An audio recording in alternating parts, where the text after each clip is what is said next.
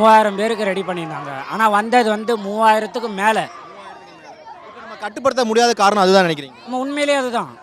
ஏன்னா இப்போ தளபதி வந்துட்டாரு, உள்ளே எல்லாமே இடம் ஃபுல்லாகிடுச்சு. அப்படி இருந்து இந்த கேட்டை போட்டு தள்ளுறாங்க.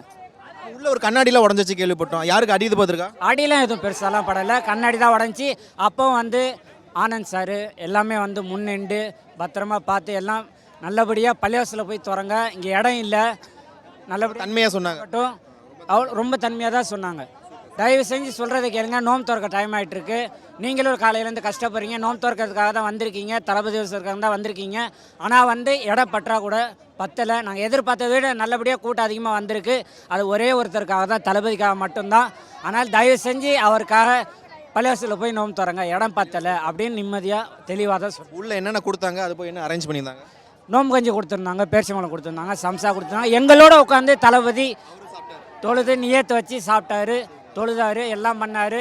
கடைசியில் எனக்காக வந்த என்னுடைய நெஞ்சில் குடியிருக்கும் மக்கள் அனைவருக்கும், ரசிகர் மகன்ற எல்லாருக்கும், நண்பர்கள் நண்பிகள் எல்லாருக்கும் நன்றின்னு சொல்லிட்டு கிளம்பிட்டார்.